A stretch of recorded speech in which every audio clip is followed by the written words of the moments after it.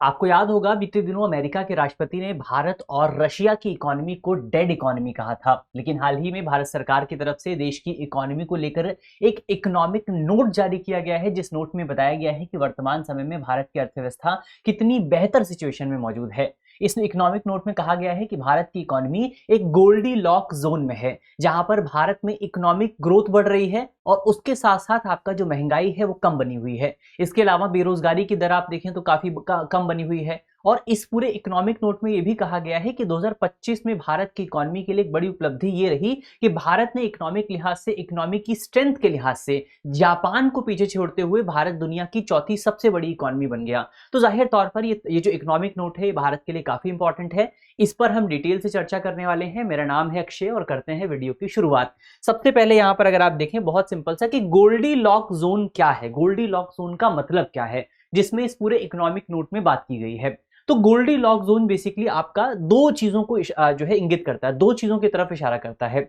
इसमें पहली चीज है आपका कि आर्थिक वृद्धि जो है वो काफी तेजी से ऊपर जा रही है, इकोनॉमिक ग्रोथ ऊपर जा रही है। और दूसरी तरफ अगर आप देखें, महंगाई जो है वो आपका नीचे जा रही है। अब ये जो सिचुएशन है, ये सिचुएशन आपकी अपने आप में बहुत कॉन्ट्रडिक्टरी है। कॉन्ट्रडिक्टरी किस लिहाज से है? अगर आप किसी सामान्य इकोनॉमिक प्रिंसिपल की बात करें तो नॉर्मल जो इकोनॉमिक प्रिंसिपल है वो ये कहता है कि जब किसी देश में महंगाई ऊपर जाती है तो वहां पर इसका मतलब ये है कि रिसोर्सेज का ज्यादा इस्तेमाल हो रहा है, वहां पर आपका कंजम्पशन ज्यादा हो रहा है, वहां पर मनी सप्लाई बढ़ रही है, जिसकी वजह से इकोनॉमिक ग्रोथ भी ज्यादा होती है। या इसको, और इसका जो रिवर्स रिलेशन है वो ये है कि जब देश में इकोनॉमिक ग्रोथ ज्यादा होती है तो महंगाई भी कंपैरेटिवली ज्यादा होती है, इन्फ्लेशन कंपैरेटिवली ज्यादा होता है। लेकिन अभी हमारी इकोनॉमी में क्या सिचुएशन है? अभी इकोनॉमी में सिचुएशन ये है कि आपका इकोनॉमिक ग्रोथ आपकी बढ़ रही है, लेकिन दूसरी तरफ आपको महंगाई कम होती हुई नजर आएगी। तो ये एक बहुत अच्छी बात आप कह सकते हैं कि भारत की इकोनॉमी के सामने मौजूद है। उच्च घरेलू आर्थिक वृद्धि दर की अगर आप बात करें, इकोनॉमिक ग्रोथ की अगर आप बात करें, तो ये चार्ट आपके सामने मौजूद है, डेटा आपके सामने मौजूद है। और जो हमारा फाइनेंशियल ईयर 2025-2026 है, इसका जो सेकंड क्वार्टर था, कौन सा क्वार्टर था? इसका जो सेकंड क्वार्टर था, सेकंड क्वार्टर के दौरान हमने जो इकोनॉमिक ग्रोथ अचीव करी, वो इकोनॉमिक ग्रोथ आप कह सकते हैं कि पिछले 6 क्वार्टर से सबसे ज्यादा थी। पिछले 6 क्वार्टर में हमने सबसे ज्यादा इकोनॉमिक ग्रोथ जो है वो यहां पर अचीव करी। आप देख सकते हैं कि 2025-26 के सेकंड क्वार्टर में हमारी जो इकोनॉमिक ग्रोथ थी वो 8.2% के आसपास थी। इसके पिछले महीने अगर आप जाकर के देखिए, इसके पिछले क्वार्टर में अगर आप देखेंगे तो पिछले क्वार्टर में हमारी इकोनॉमिक ग्रोथ 7.8% के आसपास थी,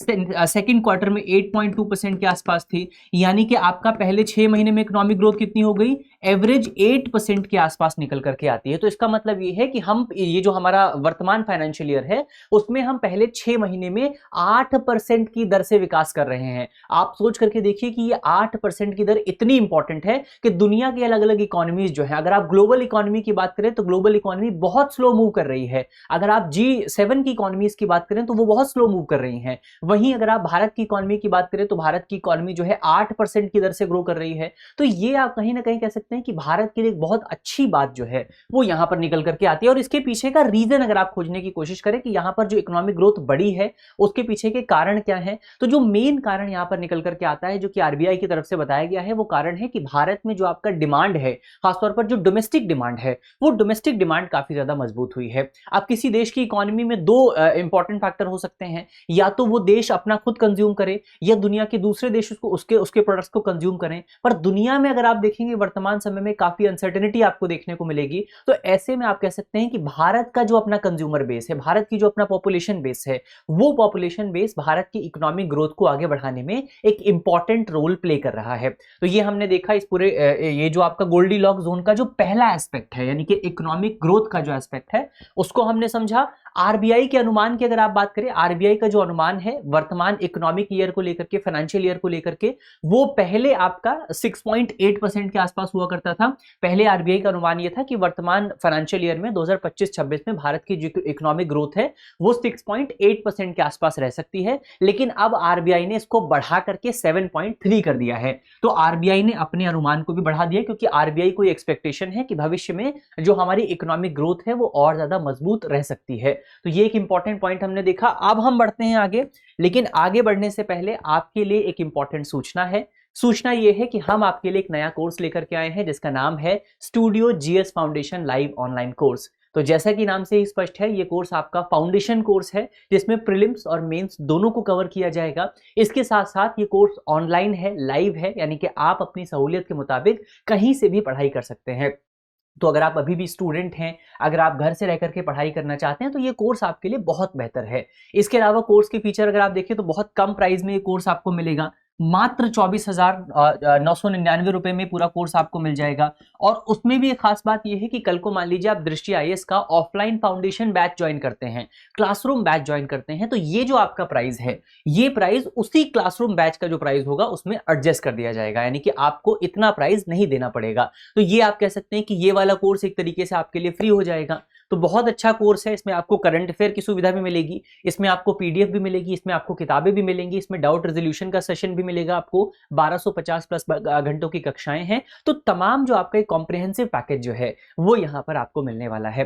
तो नए जो हमारे बैचेस हैं वो आपको 5 जनवरी को हिंदी माध्यम का अगला बैच है, 6 जनवरी को इंग्लिश मीडियम का अगला बैच है और 7 जनवरी को इंग्लिश मीडियम का अगला बैच है। तो 3 मीडियम्स जो है वो यहाँ पर आपको मिलेंगे। अगर आप इसको ज्वाइन करना चाहते हैं तो आप हमारी वेबसाइट को विजिट कर सकते हैं। दृष्टि लर्निंग ऐप जो है, आप अगर गूगल पे सर्च करेंगे तो वहां पर आपको इसका ये कोर्स जो है मिल जाएगा। इसके अलावा अगर आप जो है और ज्यादा डिस्काउंट चाहते हैं, अगर आप जो है कोर्स पर और ज्यादा डिस्काउंट चाहते हैं, तो आप एक कोड का भी इस्तेमाल कर सकते हैं। अगर आप जो है अक्षय, जो कि मेरा नाम है, अगर आप जो आपका जो कूपन कोड आता है, अगर आप इसको इस्तेमाल करेंगे तो आपको और ज्यादा डिस्काउंट जो है वो यहाँ पर आपको मिल जाएगा। तो जाहिर तौर पर एक अच्छा ऑफर आपके लिए मौजूद है, और अगर आप इस कोड को लगाएंगे तो और अच्छा आपके लिए हो जाएगा। तो आप इसका इस्तेमाल कर सकते हैं। अगर आपका कोई साथी है, कोई दोस्त है जो कि यूपीएससी की तैयारी कर रहा है, तो उसको भी आप बोल सकते हैं इस कोर्स के लिए, और उसको भी आप इस कोड के बारे में और ये पूरा कोर्स जो है रिकमेंड कर सकते हैं।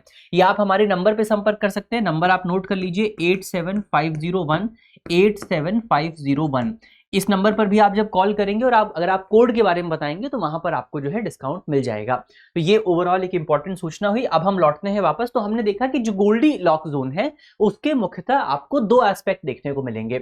एक एस्पेक्ट ये है कि इकोनॉमिक ग्रोथ ऊपर जाती है, जिसके आंकड़े हमने देख लिए कि पहले 6 महीने में हमने 8% की दर से ग्रो किया है। दूसरा जो इसका एस्पेक्ट है वो ये है कि जो आपका इन्फ्लेशन है वो नीचे बना रहता है। अब इन्फ्लेशन के आंकड़ों को अगर आप देखें तो ये इन्फ्लेशन के आंकड़े हैं, यहां से अक्टूबर, अगर आप देखने की कोशिश करें पिछले साल अक्टूबर से आंकड़ों को उठा करके देखेंगे तो भारत का जो आपका इन्फ्लेशन रेट है वो लगातार आपको कम होता हुआ नजर आएगा। अब आरबीआई का जो टॉलरेंस बैंड है वो कितना है? आरबीआई का टॉलरेंस बैंड है 4 ± 2।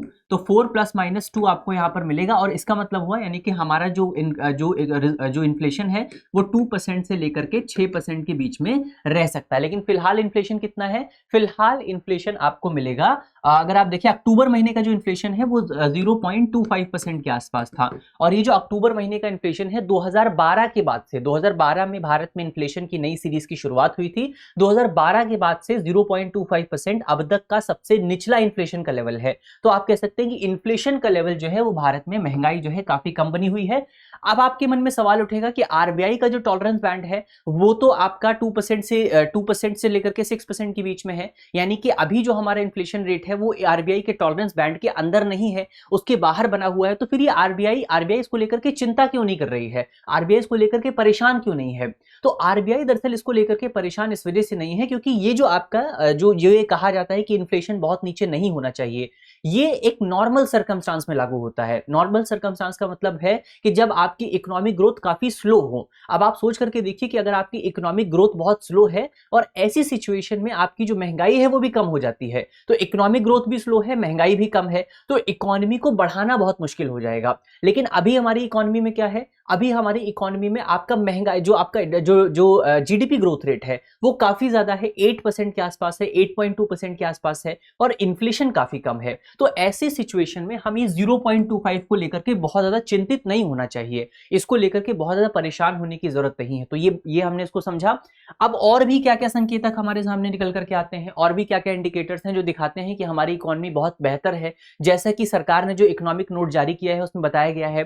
तो आप देखेंगे भारत में बेरोजगारी दर जो है, जो आपका अनएम्प्लॉयमेंट रेट है उसमें आपको गिरावट देखने को मिली है। निर्यात जो है भारत का वो भी काफी ज्यादा स्थिर हुआ है, भारत का निर्यात भी काफी ज्यादा जो है आपका स्टेबल हुआ है। इसके अलावा वित्तीय परिस्थितियां जो है वो भारत में अनुकूल हुई हैं, फाइनेंशियल मार्केट भारत में लगातार बढ़ रहा है। आईपीओ को लेकर के हमने बात की कि आईपीओ बाजार में काफी ज्यादा ग्रोथ आपको देखने को मिल रही है। फिर भारत में जो डीमैट अकाउंट्स हैं वो भी काफी ज्यादा बड़े हैं। जो भारत में म्यूचुअल फंड में इन्वेस्टमेंट होता है, जो भारत में एसआईपी इन्वेस्टमेंट होता है वो भी काफी ज्यादा बढ़ा है। तो इकोनॉमिक पार्टिसिपेशन भी आपको, फाइनेंशियल पार्टिसिपेशन आपको बढ़ता हुआ नजर आएगा। इसके अलावा जो बिजनेसेस हैं उनको जो ऋण का प्रवाह है वो भी काफी ज्यादा बेहतर हो रहा है। इसके साथ साथ भारत में जो आपका शहरी उपभोक्ता है, भारत में जो आपके कंज्यूमर्स हैं, खासतौर पर जो आपके अर्बन कंज्यूमर्स हैं, उनके बीच में डिमांड जो है वो काफी ज्यादा बढ़ रही है। तो ये भी इंपॉर्टेंट पॉइंट यहां पर हमको याद रखना है। तो दो एस्पेक्ट हमने देखे। एक पहला एस्पेक्ट ये है कि आपका जो इकोनॉमिक ग्रोथ है वो ऊपर जा रही है और जो महंगाई है वो नीचे आ रही है। तो ये इस सिचुएशन को कहा जाता है गोल्डी लॉक जोन। तो इसको हमने समझ लिया है। गोल्डी लॉक जोन का क्या मतलब है? अब गोल्डी लॉक जोन जो वर्तमान समय में हमारी इकोनॉमी में मौजूद है उसके पीछे का रीजन क्या हो सकता है, क्या कारण हो सकते हैं कि हमारी इकोनॉमी इतना बेहतर परफॉर्म कर रही है? तो जो कारण सरकार की तरफ से बताए गए हैं हम उन पर बात करेंगे। पहला कारण बताया गया है कि हमारी जो डिमांड है, जो हमारी डोमेस्टिक डिमांड है वो काफी मजबूत है, जिसमें हमारी इकोनॉमी माफ कीजिएगा, जो हमारी पॉपुलेशन है वो एक बहुत इंपॉर्टेंट भूमिका अदा करती है। इसके अलावा सरकार की जो पॉलिसीज हैं वो भी काफी इंपॉर्टेंट रोल प्ले कर रही हैं। आपको याद होगा सरकार की तरफ से बीते दिनों जो इस साल का बजट था, उस बजट में जो आपके टैक्स स्लैब्स थी उसमें काफी ज्यादा चेंज किए गए थे। बहुत सारे लोगों को टैक्स स्लैब से बाहर किया गया था, उनका जो है उनको कई सारे लोगों को एग्जेम्पशन दिया गया था। तो इसकी वजह से लोगों की जो डिस्पोजेबल इनकम है उसमें आपको बढ़ोतरी देखने को मिली है। इसके साथ साथ सरकार की तरफ से जीएसटी रैशनलाइजेशन भी किया गया है। अब आपको जल्दी से कॉमेंट बॉक्स में बताना है कि जीएसटी रैशनलाइजेशन के तहत अब भारत में कौन कौन से जीएसटी रेट्स जो हैं वो देखने को मिलेंगे। तो सरकार ने जीएसटी रैशनलाइजेशन भी किया है, बहुत सारे जो आपके प्रोडक्ट हैं उनको कम जीएसटी स्लैब में शिफ्ट किया है। और इसके साथ साथ आपका बहुत जो इनकम है लोगों की, इसमें भी जो डिस्पोजेबल इनकम है इसके माध्यम से भी डिस्पोजेबल इनकम लोगों की बढ़ी है। फिर कच्चे तेल की कीमतें जो हैं वो पिछले कुछ समय से लगातार बहुत ज्यादा सॉफ्ट बनी हुई है, बहुत नरम बनी हुई है, बहुत ऊपर प्राइस नहीं जा रहा है। एक ये भी बहुत इंपॉर्टेंट कारक है। फिर सरकार की तरफ से जो आपका कैपिटल एक्सपेंडिचर है, सरकार जो खर्चा करती है इकोनॉमिक डेवलपमेंट के लिए, इंफ्रास्ट्रक्चर के डेवलपमेंट के लिए, लोगों की कल्याण योजनाओं पे सरकार जो खर्चा करती है वो खर्चा भी यहां पर बढ़ाया गया है और इसने भी इकोनॉमिक डेवलपमेंट को बढ़ाने में एक इंपॉर्टेंट रोल प्ले किया है। इसके अलावा जो मौद्रिक और वित्तीय स्थितियां हैं वो भी काफी ज्यादा अनुकूल बनी हुई हैं और सरकार की तरफ से, खासतौर पर रिजर्व बैंक ऑफ इंडिया की तरफ से, महंगाई को काफी बेहतर ढंग से नियंत्रित किया गया है। आरबीआई ने अपनी मॉनेटरी पॉलिसी को काफी बेहतर तरीके से यूज किया है, जिसकी वजह से भारत में जो आपका महंगाई है, जो इन्फ्लेशन है, वो काफी कंट्रोल बना हुआ है। अगर इन्फ्लेशन के रेट की अगर आप बात करें वो तो हमने देख लिया। आरबीआई के रेपो रेट की अगर आप बात करें, आरबीआई का रेपो रेट बहुत बेहतर ढंग से इस्तेमाल किया जाता है। रेपो रेट अगर आप देखें तो यहां पर एक लंबा समय रहा। देखें फरवरी 2023 से लेकर के यहां पर आप देखें अक्टूबर पिछले साल दिसंबर तक, फरवरी 2023 से लेकर के पिछले साल दिसंबर तक आरबीआई की तरफ से अपने रेपो रेट में बिल्कुल भी चेंज नहीं किया गया। और फिर वहां से आप देखें तो पिछले साल दिसंबर से लेकर के इस साल दिसंबर तक के आंकड़े अगर आप उठा करके देखेंगे तो पिछले एक साल में आरबीआई की तरफ से अपने रेपो रेट में 1.25% तक की गिरावट जो है वो यहां पर की गई है, 1.25% तक की कमी की गई है, जो कि दिखाता है कि आरबीआई कितने बेहतर ढंग से अपने रेपो रेट के माध्यम से इकोनॉमी में इन्फ्लेशन को कंट्रोल करने का प्रयास कर रही है। और बहुत स्ट्रैटेजिक तरीके से यहां पर डिसीजन लिया जा रहा है कि जब जरूरत होती है तो उसको बढ़ाया जाता है, जब जरूरत होती है तो उसको गिराया जाता है, उसको कम किया जाता है। और इस तरीके से कैसे इकोनॉमी को कंट्रोल कर रही है आरबीआई, वो यहां पर आप इस पूरे चार्ट में देख सकते हैं। अब एक और इंपॉर्टेंट डेटा यहां पर जो है सरकारी नोट में जारी किया गया, सरकारी नोट में बताया गया है कि भारत ने अपना इकोनॉमिक स्ट्रेंथ को और बेहतर किया है और 2025 में भारत जो है दुनिया की चौथी सबसे बड़ी इकोनॉमी बन गया है। भारत ने जापान को पीछे कर दिया है। अगर ये जो डेटा है ये आपका इंटरनेशनल मॉनेटरी फंड का डेटा है, आईएमएफ का डेटा है। और डेटा ये कहता है कि भारत की इकोनॉमिक वैल्यू अगर आप देखें, भारत की टोटल इकोनॉमिक स्ट्रेंथ जो है 2026 में, जिसमें 2026 का डेटा दिया गया, 2026 में भारत की जो टोटल इकोनॉमिक स्ट्रेंथ है वो $4.5 ट्रिलियन के आसपास है। कितनी है? भारत की टोटल इकोनॉमिक स्ट्रेंथ जो है वो $4.5 ट्रिलियन के आसपास है। और अगर आप जापान की बात करें तो जापान की तकरीबन आपका $4.4 ट्रिलियन के आसपास देखने को मिलेगी। यानी कि भारत ने एक बहुत थिन मार्जिन से जापान जापान को पीछे छोड़ दिया है। और कई एक्सपर्ट्स ये मानते हैं कि भारत जल्द ही दुनिया के और भी देशों को पीछे छोड़ सकता है। अब एक सवाल आपके मन में और उठेगा कि भारत का टारगेट ये भी है कि भारत को 5 ट्रिलियन इकोनॉमी बनना है, तो भारत 5 ट्रिलियन इकोनॉमी कब तक बनेगा? तो आईएमएफ का अनुमान यह है कि 2028 तक, कब तक? 2028 तक भारत जो है 5 ट्रिलियन इकोनॉमी बन सकता है। ये हमने देखा 2030 तक भारत जो है 6.6 ट्रिलियन इकोनॉमी तक पहुंच सकता है। तो ये एक इंपॉर्टेंट पॉइंट यहां पर आपको आईएमएफ के डेटा के बारे में याद रखना है।